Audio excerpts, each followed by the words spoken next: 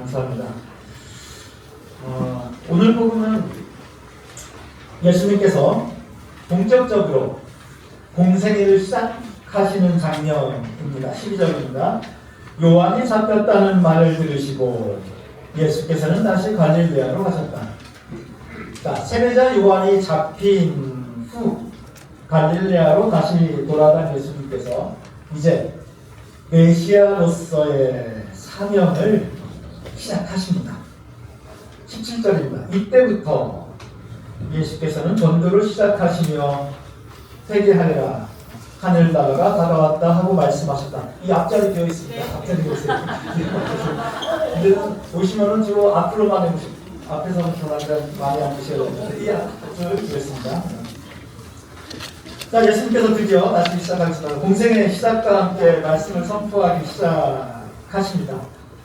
또 오늘 복음에는 갈릴리아 호수에서 고기를 잡고 있던 베드로와 안드레아 형제에게 나를 따라오너라. 내가 너희를 사람 낚는 어부로 만들겠다 하시며 당신의 제자로 부르시는 장면도 나옵니다. 그분을 손질하고 있던 제베데오의 아들 야고보와 요한 형제도 부르십니다. 그들은 모두 예수님의 부르심에 지체 없이 곧 그물도 배도 버리고 예수님을 따라 나섭니다. 여기까지가 오늘 복음입니다.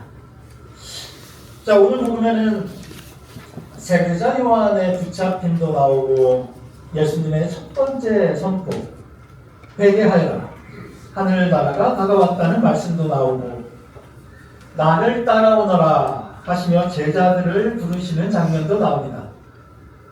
오늘 참 이야기거리가 많습니다. 이 중에서도 오늘은 예수님의 공생의 첫 일성, 예수님의 첫 번째 선포, 회개하여라, 하늘나라가 다가왔다. 이 말씀을 가지고 함께 이야기 나눠볼까 합니다.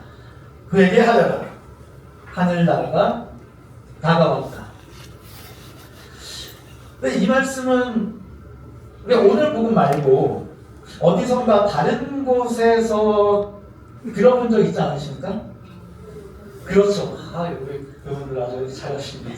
세례자 요한이 먼저 이야기했죠, 예수님보다. 세례자 요한이 광야에서 외쳤던 그 외침입니다. 오늘 복음이 마태복음 4장인데 그보다 앞선 마태복음 3장에 나오는 장면입니다. 그 무렵에 세례자 요한이 나타나 유다 광야에서 회개하여라, 하늘나라가 다가왔다 하고 선포하였다. 자, 예수님의 복음 선포의 첫 일성이 세례자 요한의 선포와 정확하게 일치합니다. 토시 하나 다르지 않고 똑같습니다. 예수님의 사역은 세례자 요한과 굉장히 긴밀하게 연결되어 있습니다. 오늘 복음에 나오는 것처럼 세례자 요한이 붙잡힌 후부터 예수님께서 공생애를 시작하신 것도 세례자 요한과 예수님과의 연속성을 보여주고 있는 것입니다. 또 세례자 요한은 뭐라고 하죠? 자신을 예수님의 길을 얘기하고 예수님의 그 길을 미리 닦아놓는 존재라고 스스로 이야기하고 있습니다. 혹시 예수님의 제자 중에 원래 세례자 요한의 제자였던 사람들이 있는 거 아십니까? 대표적으로 안드레아가 그렇습니다.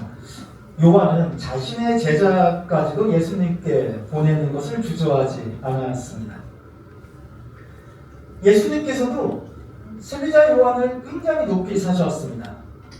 일찍이 여자의 몸에서 태어난 사람 중에 세례자 요한보다 더 큰 인물은 없었다고 극찬해 주시며 우리가 잘 알듯이 세례자 요한에게 직접 하나님의 아들이신 예수님이 세례를 받으심으로 세례자 요한의 활동과 선언을 적극적으로 지지해 주십니다. 세례자 요한과 예수님은 정말 긴밀한 관계였습니다. 긴밀하다 못해 오늘 보듯이 예수님의 첫 번째 선포가 세례자 요한의 외침과 토시 하나 다르지 않게 완전하게 동일합니다. 회개하여라. 하늘나라가 다가왔다. 자, 그럼 세례자 요한은 이 말을 어떤 의미로 했을까요? 이 말의 의미를 정확하게 알기 위해서는 세례자 요한이 이 외침을 하기 전후에 했던 이야기들도 함께 살펴봐야 할 것 같습니다. 마태복음 3장입니다. 닥쳐올 그 징벌을 피하라고 누가 일러주더냐? 너희는 회개했다는 징벌을 행실로서 보여라.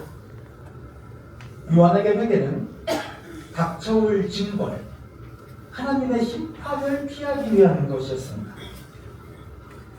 도끼가 이미 나무 뿌리에 닿았으니 좋은 열매를 맺지 않는 나무는 다 찍혀 불 속에 던져질 것이다.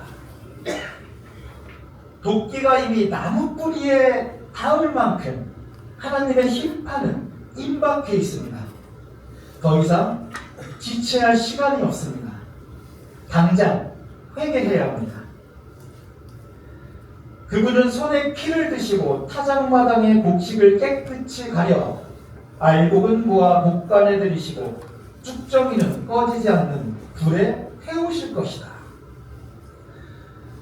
세례자 요한에게 있어서 예수님은 알곡과 쭉정이를 가려서 알곡은 목간에 들이고 쭉정이는 불에 태우듯이 의인은 하나님의 나라에, 악인은 지옥불에 태우는 심판주이십니다.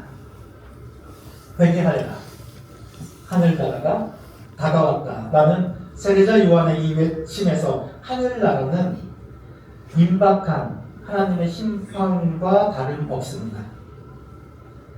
요한은 곧 닥쳐올 하나님의 심판을 강조하며 심판을 피하기 위해서 지금 당장 지체 없이 회개할 것을 촉구하고 있습니다. 그래서 세례자 요한의 외침에는 폭풍 전야와 같은 긴장감이 감돕니다. 예수님께서도 요한의 외침과 똑같은 말씀을 선포하십니다. 토시 하나 다르지 않은 말씀이기 때문에 오늘 복음에 나오는 예수님의 말씀도 대체로 비슷하게 이해되고 있습니다. 당연하겠죠. 똑같은 말씀이니 똑같이 받아들여질만 합니다. 오늘 말씀에 대한 이러한 이해가 가장 명확하게 드러나는 경우가 있습니다. 우리 강화에서는 제가 한 번도 못 본 것 같은데 서울의 강화문이나 영동이나 정말 인파가 많이 몰려있는 곳에 가면 가끔 예수천당, 불신지옥, 빨간 글씨로 써서 몸에 앞뒤로 걸고 다니면서 회개하여라! 하늘나라가 다가왔다고 길거리에서 외치는 사람들을 종종 보게 됩니다. 아마 그분들이 가지고 있는 오늘 말씀에 대한 이해 역시 하나님의 심판이 임박했으니 도끼가 나무뿌리에 닿을 만큼 임박하니 알곡과 쭉정이를 갈라 쭉정이를 불에 쳐넣을 시간이 코앞에 다가왔으니 혹독한 하나님의 심판을 피하기 위해 어서 회개하라는 의미로 받아들이고 있지 않나 생각합니다. 맞습니다. 이 말씀은 임박한 하나님의 심판을 앞두고 어서 회개하라는 의미입니다. 그런 뜻입니다. 단 세례자 요한의 선포에 국한해서는 그러합니다. 세례자 요한은 구약시대의 마지막 예언자입니다. 세례자 요한의 시선이 잘못되었다고 말하긴 어려워도 구약시대의 관점에 갇혀 있는 것만은 분명합니다. 예수님은 새로운 시대를 여셨습니다. 세례자 요한과 예수님이 매우 긴밀한 관계에 있었던 것은 분명하지만 그렇다고 예수님께서 요한의 외침을 그대로 답습하고 계시지는 않습니다.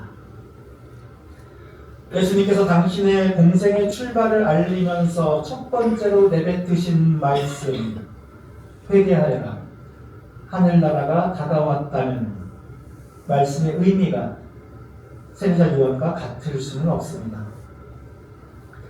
그럼 예수님께서 하신 이 말씀의 뜻은 무엇일까? 세례자 요한의 외침의 뜻을 알기 위해서 세례자 요한이 전후로 함께했던 말을 같이 보았듯이 예수님의 말씀도 전체적인 맥락에서 함께 이해해야 합니다. 예수님께서 당신의 첫 사역지로 선택한 곳은 갈릴레아입니다. 예수님께서 갈릴레아에서 첫 번째로 선포하신 이 장면을 오늘 복음은 이렇게 기록하고 있습니다. 이방인의 갈릴레아, 어둠 속에 앉은 백성이 큰 빛을 보겠고 죽음의 그늘진 땅에 사는 사람들에게 빛이 비치리라 하신 말씀이 이루어졌다. 이때부터 예수께서는 전도를 시작하시며 회개하라, 하늘나라가 다가왔다 하고 말씀하셨다. 예수님께서 첫 번째 사역지로 선택하신 갈릴레아는 당시 가장 천대받고 멸시받는 지역이었습니다. 오늘 복음을 보면 갈릴레아를 이방인의 갈릴레아라고 부르고 있는데 갈릴레아는 엄연히 유다 땅입니다. 엄연히 유다 땅인 갈릴레아를 이방인의 갈릴레아라고, 이방인의 땅이라고 취급할 만큼 갈릴레아는 소외되고 멸시받는 지역이었습니다. 죽음의 그늘진 땅과도 같은 곳입니다. 냉대와 차별과 천대가 극심한 땅, 그 한복판에서 예수님께서 하늘나라가 다가왔다고 선포하시며 첫 번째로 행하신 사역은 병자와 허약한 사람들을 치유해 주시는 일이었습니다. 오늘 복음 23절입니다. 예수께서 온 갈릴레아를 두루다니시며 하늘나라의 복음을 선포하시며 백성 가운데서 병자와 허약한 사람들을 모두 고쳐주셨다. 예수의 소문이 퍼지자 사람들은 갖가지 병에 걸려 신음하는 환자들과 마귀 들린 사람들과 간질병자들과 중풍병자들을 예수께 데려왔다. 예수께서는 그들도 모두 고쳐주셨다. 임박한 종말은커녕 오히려 치유를 통해서 새로운 삶을 선물해 주십니다. 끝이 아니라 새로운 희망의 삶이 다시 시작됩니다. 예수님의 하나님 나라는 어둠 속에 있는 이들에게 빛이 되어주는 나라입니다. 예수님의 하나님 나라는 죽음의 그늘진 땅에 사는 이들에게 빛을 비춰주는 나라입니다. 세례자 요한은 예수님이 심판주로 오셨다고 소개하고 있지만 예수님 스스로는 당신을 그렇게 인식하지 않으셨습니다. 요한복음 12장입니다. 나는 빛으로서 이 세상에 왔다. 어떤 사람이 내 말을 듣고 지키지 않는다 하더라도 나는 그를 단죄하지 않을 것이다. 나는 이 세상을 단죄하러 온 것이 아니라 구원하러 왔기 때문이다. 나는 이 세상을 단죄하러 온 것이 아니라 구원하러 왔다.